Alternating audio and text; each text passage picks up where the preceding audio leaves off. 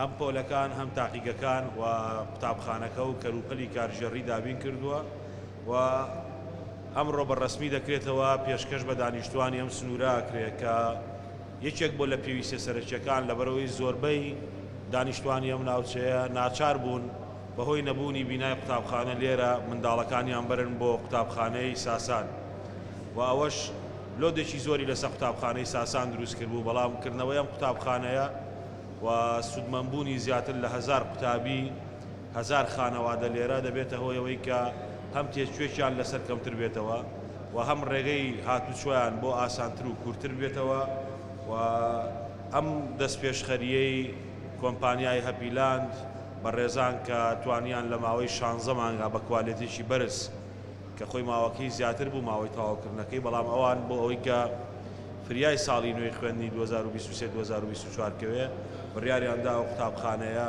تەواو بکەن بۆیە کارکردنەکانی خۆیانیان چڕ کردەوە و کارەکەیان بە ئەنجام گەیاند.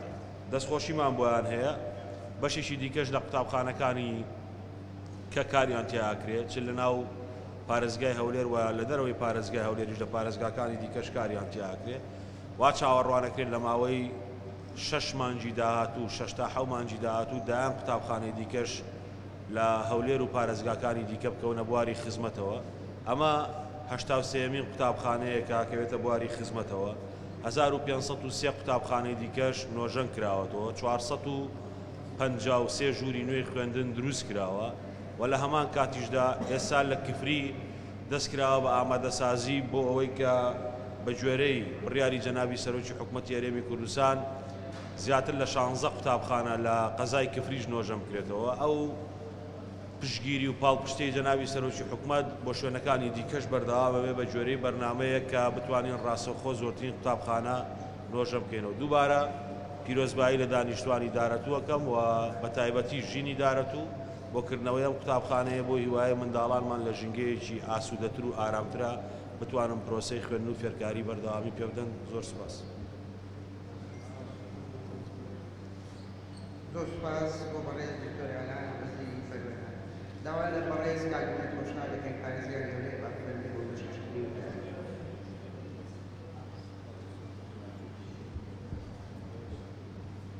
بەناوی خودای گەورە و میهرەبان زۆر بەڕێز وەزیری پەروەردەی حکوومەتی هەرێمی کوردستان ئامادەبوانی بەڕێز ئەوڕۆ زۆر دڵخۆشین لەوەی کە لە گەڕەچێک و لە جێگایەکی زۆر پێویست قوتابخانەیەکی هەژدەپۆڵی دەکەوێتە خزمەتی هاوڵاتیانی ئەو سنوورە و دەکەوێتە خزمەتی بەرەو پێشوەبردننی پرۆسەی پەروەردە لە سنووری پارێزگای هەولێر و لە هەرێمی کوردستاندا.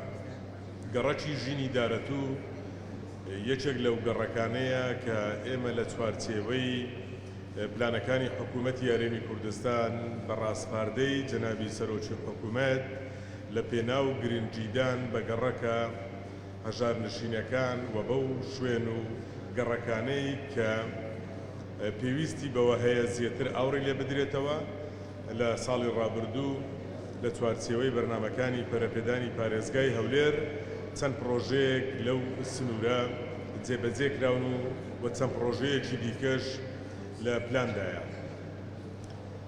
لێرەوە دەمەوێت بە ناوی پارێزگای هەولێر و حکوومەتی هەرێمی کوردستان زۆر سپاسی کۆمپانیای هەپیلاند بکەین یەکە یەکێک بوون لەو کۆمپانیانەی وەکو بەڕێز جەنابی وەزیر باسی لێوە کرد لە 2 ساڵی ڕابردوودا لە دیدارێکدا جەنابی سەرۆکی حکوومەتی هەرێمی کوردستان لە پێناو بەرەو پێشوەبردننی ڕەوتی خوێندن و هەروەها پڕکردنەوەی ئەو کەلێنی و بۆشاییانەی لەو مەجالەدا هەیە و لە چوارچێوەی بەرنامەکانی وەزارەتی پەروەردە لە سنووری پارێزگای هەولێر ژمارەیەک لە وەبەرهێنەر دیدارێکیان لەگەڵ جەنابی سەرۆکی حکوومەت ڕێزدار مەسرور بارزانی هەبوو. یەکێک لەوانە کۆمپانیای هەپیلاند بوو کە جەنابیان ڕایسپاردن بە دروستکردنی قوتابخانەیەک لە دارەتوو و لە گەڕەکی ژین کە یەکێک لە پێداویستیە گرنگەکانە.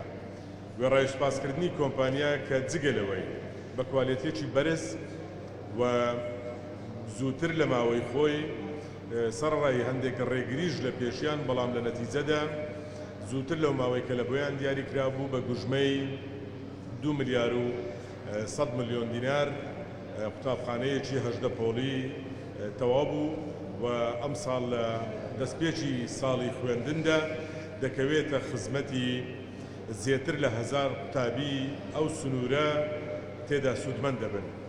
دەمەوێت دەستخۆشیش لە بەڕێوەبەرایەتی گشتی پەروەردەی هەولێر و پەروەردەی بنەسڵاوە بکەین کە لە چوارچێوەی پلانەکانی وەزارەتدا بەڕێوەبەرایەتی گشتی پەروەردەی هەولێر بەسەرجەم بەڕێوەبەرایەتیەکانیەوە لە پێشوەبردننی ڕەوڕەوەی خوێندن و پرۆسەی خوێندن و چارەسەرکردنی گرفتەکانی بەردەمی و نۆشەنکردنەوەی قوتابخانەکان و دروستکردنی هۆڵی تازە و دروستکردنی قوتابخانەی دیکە هەموو ئەو هەوڵانەیان خستۆتە گەڕ کە جێگای دەستخۆشیە ومێدیەوە دەکەین کە لەو ساڵی خوێندنیشدا بە هەمان نەفەسی ساڵی ڕابردوو بتوانن ئەو کارانە بکەن و ئێمەش وەکو پارێزگا لە چوارچێوەی بودجەکانی پارێزگا چێ سەربار چێ بودجەی پەرەپێدان بە تاکید یەکێک لەو پلان و ئامانجانەی ئێمەژەوەی لە پارێزگا لەو بوارەدا خزمەتی باشتر پێشکەش بکرێت و دەستخۆشی لە شارەوانی دارەتوو دەکەین بە دەستنیشانکردنی ئەو زەویە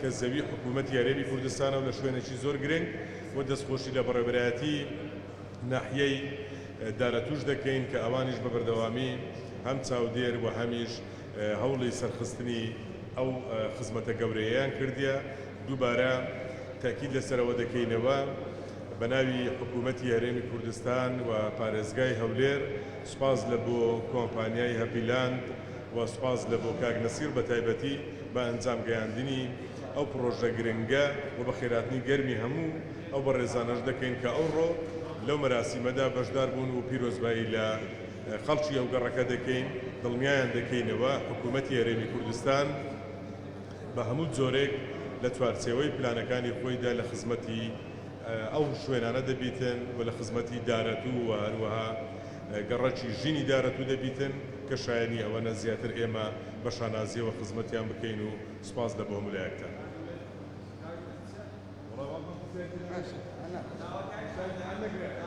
زۆر سوپاس بۆ بەڕێز کاکوێت خۆشناو پارێزگاری هەولێر.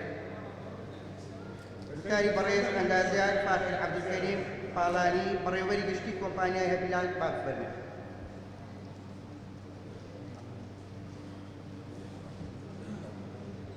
بە ناوی خوای گەورە و میهرەبان بەڕێز جەنابی وەزیری پەروەردە بەڕێز جەنابی پارێزگاری هەولێر ئامادەبوانی بەڕێز خوشکان برایان هەموو لایەک بەخێر بێن سوپاس بۆ ئامادەبوونتان. بەڕێزان ئێمە وەک کۆمپانیای هەپیلاند لەسەر فەرمان و ڕاستپاردەی ڕێزدار جەنابی کاک مەسرۆر بارزانی سەرۆکی حکوومەتی هەرێمی کوردستان هەڵساوین بە دروستکردنی ئەم قوتابخانەیە لەگەڵ دابینکردنی تەواوی پێداویستی و کەلوپەلەکانی. تێچووی ئەم پرۆژەیە 2 ملیار و 100 ملیۆن دیناری عراقی. ماوەی دیاریکراوی پرۆژەکە 20 مانگ بوو، بەڵام توانیمان لە ماوەی تەنها 16 مانگدا تەواوی بکەین. واتە 4 مانگ بەر لە وادەی دەستنیشانکراوی خۆی پرۆژەکە ڕادەست دەکرێت بۆ ئەوەی بۆ ساڵی خوێندنی ئەم ساڵ بکەوێتە خزمەت. بەڕێزان ئەم قوتابخانەیە لەسەر زەویەک بەڕووبەری 11500 مەتری دووجا دروستکراوە. ڕووبەری بیناکەی 4615 مەتر دووجایە. بیناکە وەک بەڕێستان دەیبینن دوو نهۆمە لە 18 پۆلی خوێندن پێک دێت و توانای لە خۆگرتنی زیاتر لە 1200 قوتابی هەیە بە دوو دەوام. نەخشە و دیزاینەکەی بە پێی ستانداردە نێودەوڵەتیەکانە لە ڕووی ژمارە و ڕووبەری پۆلەکان و بوونی پێکاتەی تری وەک شوێنی نوێژکردن بۆ قوتابی و مامۆستایان، کتێبخانە، هۆڵی کۆبوونەوە، تاقیگەی زانستی، تاقیگەی کۆمپیوتەر، کافتریا، دوو یاریگای جیاواز لەگەڵ باخچە و سەوزایی. ئەمە جگە لە دابینکردنی ئامێر و کەرستەی تایبەت بە فلتەرکردن و پاکردنەوە و ساردکردنەوەی ئاوی خواردنەوە بۆ قوتابیانی بەڕێز. بەندە وەک بەڕێوەبەری گشتی پرۆژەکان لە کۆمپانیای هەپیلاند و بە ئامادەبوونی بەڕێز بەڕێوەبەری گشتی کۆمپانیا ئەمڕۆ لێرەی بۆ ئەوەی ئەم قوتابخانەیە ڕادستی لایەنی پەیوەنددار بکەین لە وەزارەتی پەروەردە. بە هیوای ئەوەین خزمەتێکمان کرد بێت بە قوتابیان و دانیشتوانی بەڕێزی ئەم ناوچەیە. خۆمان زۆر بە خۆشحاڵ و سەرفراز دەزانی کە توانیمان فەرمان و ڕاستپاردەکانی جەنابی ڕێزدار کاک مسرور بارزانی لە کات و ساتی خۆیدا بە ئەنجام بگەین. هەر شاد و سەرکەوتوو بن. دووبارە سپاس واتە. سپاس بۆ بەڕێوەبەری کۆمپانیا. بەڕێزان دیاری ڕێزێنان ئامادە کراوە لەلایەن وەزارەتی پەروەردە. داوا لە بەڕێز دکتۆر دەکەین بفەرمێت بۆ پێشکەشکردنی دیاری ڕێزێنان. داوا لە خاوەنی کۆمپانیای هەپیلان دەکەین بفەرمێ بۆ وەرگرتنی دیاری ڕێزێنان.